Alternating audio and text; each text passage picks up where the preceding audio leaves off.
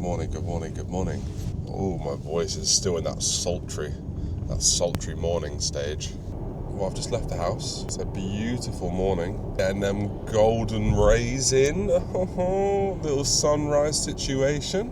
I'm just on my way to Birmingham. So it's about an hour, it's just under 2 hours, about 88 miles. Nice easy drive up the M1. I'm gonna go see some customers of ours, specifically the Coffee Bar Collective, or the Coffee Bar Birmingham, a little spot on Temple Road right in the centre. Yeah, I think when you think of specialty coffee, you don't really think of Birmingham, which I think is a fair assessment. There's a few places in Birmingham now which are definitely worth a visit if you ever get the chance to. Well, the next time you're in Birmingham, if you ever get the chance to, then definitely go and visit. But Coffee Bar Collective is one.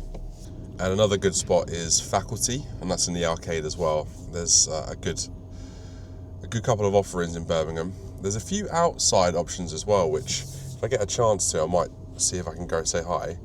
But yeah, it should be a good day. Coffee Bar Collective are pretty legit though. They've got a frozen coffee menu now, which is, I always look forward to that whenever I see that on. Oh yeah, I'm not gonna go yet. Now I'm gonna go. Yeah, whenever I see a frozen menu on a coffee shop's offer list or menu, then I get really excited. If you don't know what it is, a frozen menu essentially tends to be a collection of, what are you doing?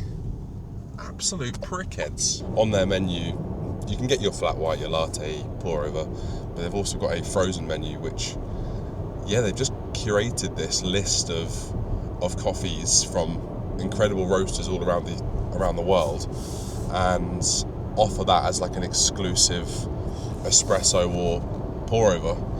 And to have one last time, I can't actually remember what it was. I'll try and remember. I'll insert the picture now. But it was absolutely unbelievable. And it was served as a split shot. So it was like one half of it was espresso, and the other half of it was as like a little milky drink, like a little piccolo. And it was absolutely delicious. I think they also use freeze distilled milk. So if any of you don't know what freeze distilled milk is, it's essentially you buy really high quality, non-homogenized full fat milk, something like a state dairy or something of similar quality. You'll freeze the entire block, turn it upside down, and you'll just let it defrost and drip out into like a jug or a bowl or something. And what happens is really rich, fatty part of the milk is what defrosts first. And then what you're left with, still inside the milk bottle, is essentially all of the water that is also in milk. So you end up with an incredibly thick and super sweet concentrated milk. And that's what they use for their frozen menu milk-based drinks. And it's unbelievable. Like, I don't know who the hell figured that out, that freeze distilled milk was a thing. And a lot of people use it in their barista competition routines. And I've always seen them use it in competitions, but I've never actually had the chance to try any. And yeah, when you do, it's unbelievable. It tastes like, think of the vibe of like condensed milk that's tense, but also really sweet, like maybe sugar's been added or something like that. So yeah, it just means that you end up with a world-class espresso and amazingly tasting milk with it as well. And then they've got the pour over menu as well, which I think I'll get today. I've done a bit of work with Coffee Bar Collective in the past. Absolutely lovely team. Super sweet guys and gals.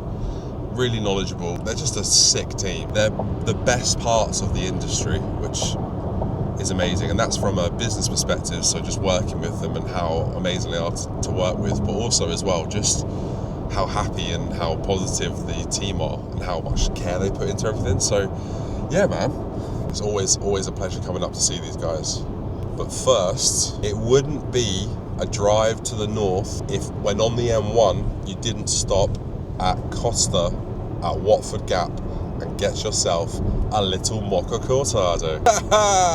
Mainly because I haven't had anything to drink today and I'm a little bit sleepy. See you in a bit.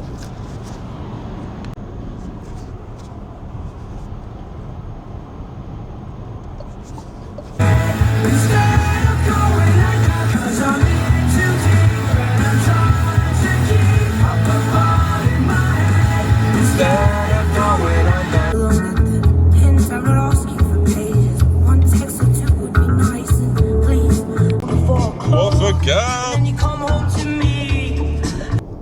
this is a treat, ladies and gentlemen. Oh, god dang it. Oh, drive-through as well, baby. Listen to my incredible order. Welcome to Costa, can I help? Hi, can I just get like a mocha cortado? Yeah, of course you can. Anything else? That's it, thanks. That's great. Drive down, thank you. Cheers. I don't really know how this turned into a thing, but it basically, every time I ever went up north on the M1, it just became this weird habit where I go to Costa Watford Gap and get a mocha cortado. And it's terrible. Like, I don't know why I'm doing it.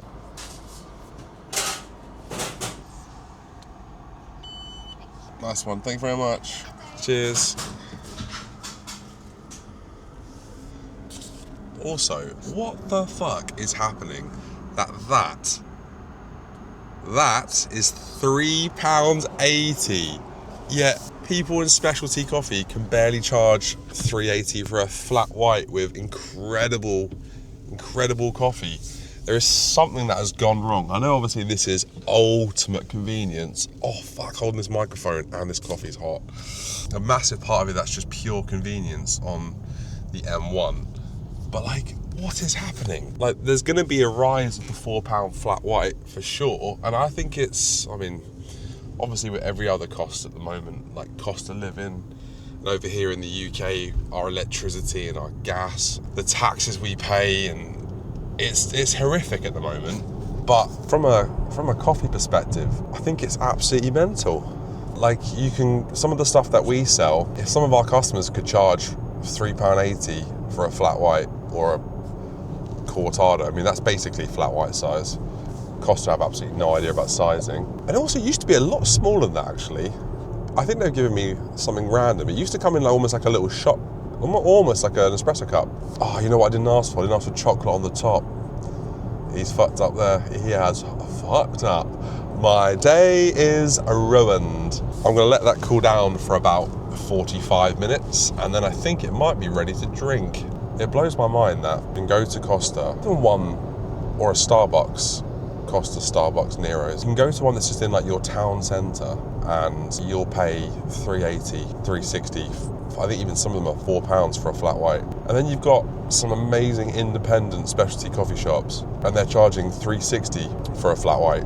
And they're using better quality coffee, they're using better quality equipment, they're using better trained staff, they've got better overall education, more idea of sort of coffee in general and the appreciation of it. There's more passion.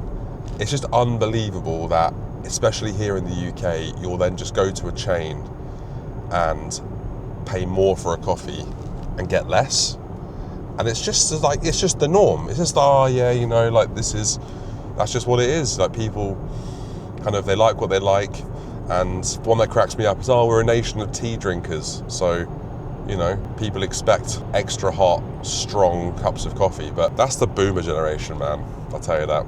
I think specialty coffee only accounts for about 4 to 5% of the whole world's production. Sometimes you kind of have to catch yourself and be like, you know what, the majority of people literally do like what they like. There's only a small selection of us that actually really enjoy and partake in specialty coffee. But the pricing thing, that's just unfucking believable, mate. I mean, it smells like a hot chocolate with a bit of like garage coffee. You know, like if you were waiting in Quick Fit to get your tyres replaced and there'd be like a little vending machine, the coffee you'd get from there. Well, see how we get on.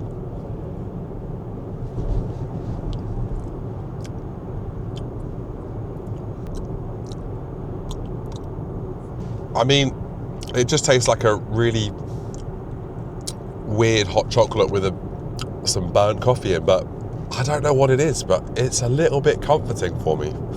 I used to work up north quite a lot, and I'd be on the M1 almost like every single day, usually leaving 5 or half 5. So I'd be dying on the M1, just like, I need a coffee. And I wouldn't have time to make myself one in the morning. I don't want to wake up wake up the fam. Yeah, I just used to always, it became this, what is it, like 30 days to break a habit, whatever it is.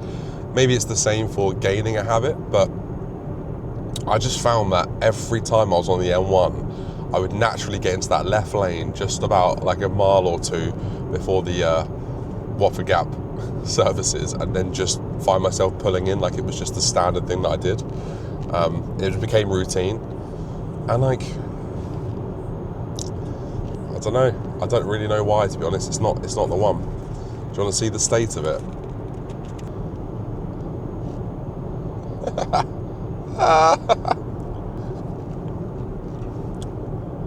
There's another weird smell in there. I swear, like coffee that's really, really roasted dark, it starts almost going a little bit chemical.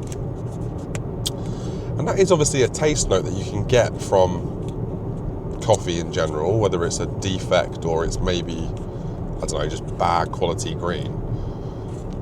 And then roasted dark or whatever. But it's just wild that I'll go from drinking this to then drinking some other things later on today, which I'll show you, which are like world class. You've got to take joy in the little things, right? Does that even fucking work there? I don't know. Oh, Costa, you've done it again! You've done it again, you cheeky bastard!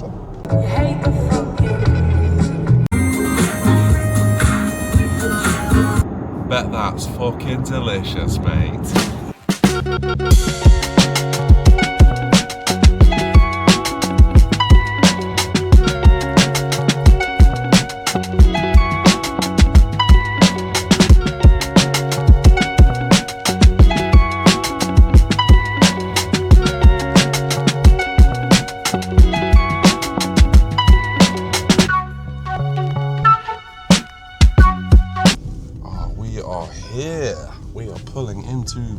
Birmingham city centre. It's a little bit ropey though.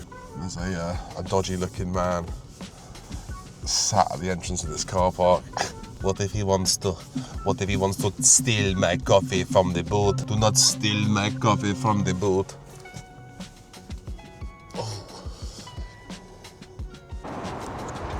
It's pretty good for charging here. I have no idea if any of you are actually interested at all in charging spots and stuff, but yeah, some pretty good spots. I had an issue here one time though where the charger was not working at all. I didn't charge, and then I had to call breakdown. That was fun. Oh, it's cold. Oh, I'm shaking. Oh, I really regret not bringing my coat. It's fucking cold. There's a lot of ruffians here.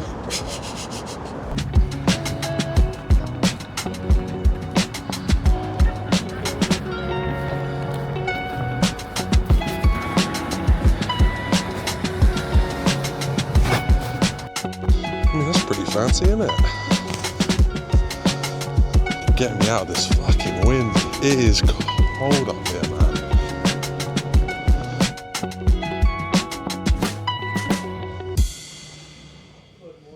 Hello. How's it going, man? Oh, the slap. Here he is, Mr. STA, Mr. NWA. How's it going? Oh my god, it's cold out there. It shows them it doesn't carry notes of vinegar, but yeah. I was gonna say that's the one thing that you've got to be careful of, I guess, like vinegar and the association with it, right? That's right. It doesn't taste like vinegar. This one's another one, so this is One for the camera.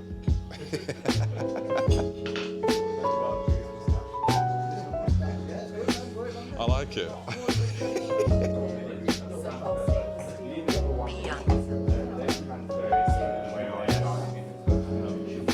Have you found that it's the actual, it's just not...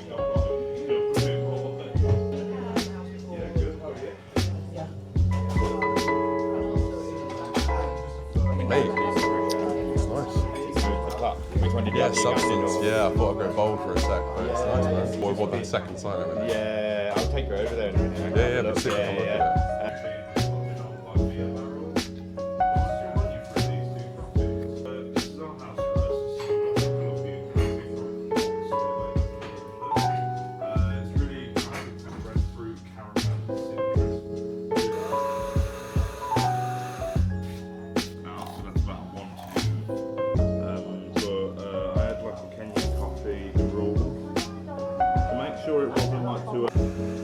terminology, so he's... So you can see with then my agitate. So my second ball's going to be a bit firmly shot. And I'll say all this and then I'll encounter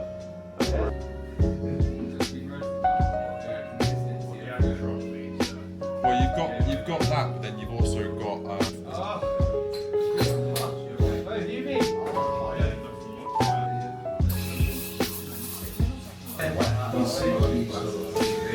Yeah, not bad.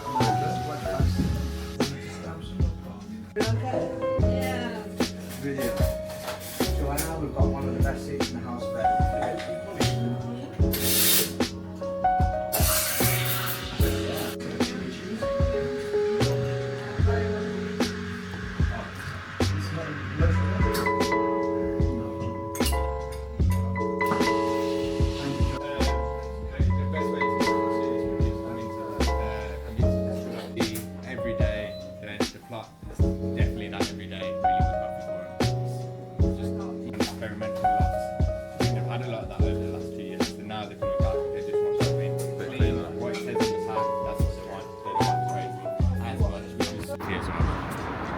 Yeah, man. Yes. Pleasure.